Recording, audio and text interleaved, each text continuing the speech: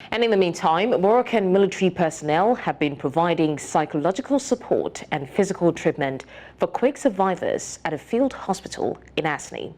Military psychiatrists say the victims' state of mind varies between sadness and anxiety as they seek moral support. This support comes as hopes dimmed on Tuesday in search for survivors, 4 days after a powerful earthquake killed more than 2,900 people, most of them in remote villages of the high Atlas Mountains. Well, now joining us to further unpack the situation is the founder of Blue Earth organization, Joyce Koech, who joins us from Mombasa, Kenya, for an expert's perspective. Thank you so much, Joyce, for joining us. Yeah, it's quite a devastating situation looking at all the natural disasters that have been happening, especially across the African continent. Do we think that this has anything to do with the climate change and the deteriorating state, of climate and weather situations across the continent? Well, of course, I believe all this is to do with the changing climate.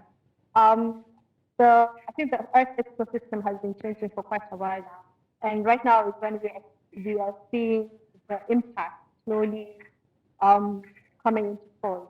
Look at what is happening to Libya right now. Look at the flooding, almost 5,000 people dead, 10,000 are still missing.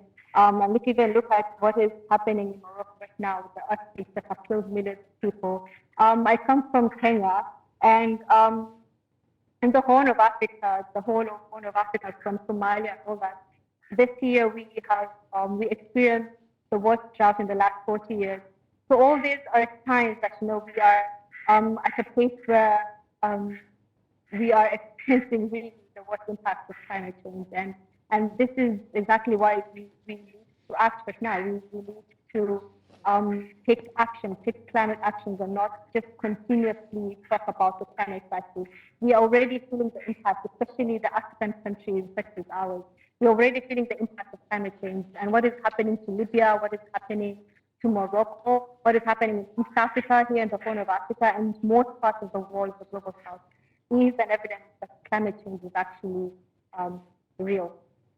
Okay, now, Joyce, we're having a lot of climate summits, the COP27, the Climate Change Union, the summits and all that in different parts of the continent. What is the hope? What do we hope to achieve with all of these meetings? Is there something that we're saying differently this time around that will help cushion the effect of climate change?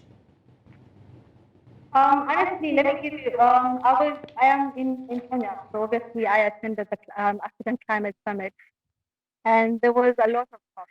And I have attended a couple of summits, a couple of these conferences of climate summits. I was at the FC in Germany. I just came from the African Climate Summit.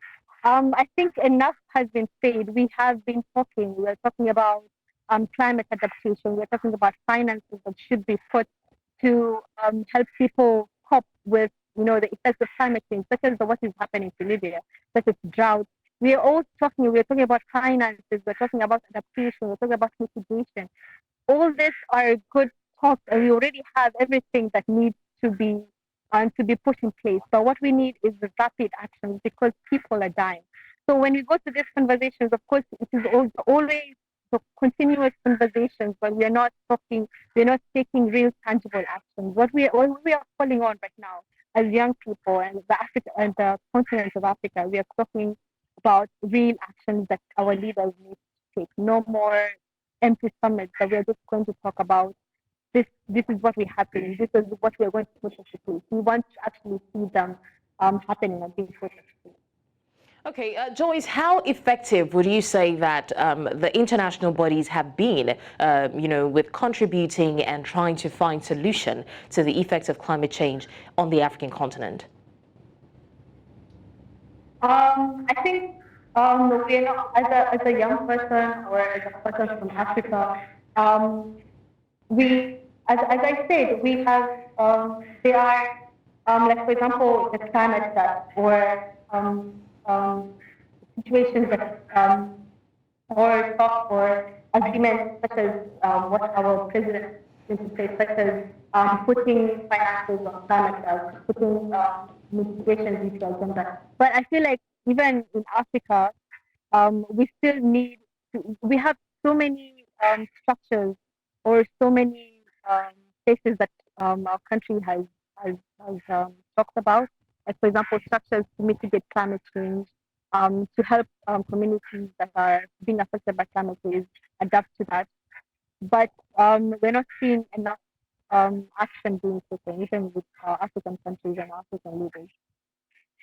All right, Joyce Koech, thank you so much for joining us, founder of Blue Earth Organization, to help us unpack the issue of climate change across the African continent. Thank you once again. Thank you so much.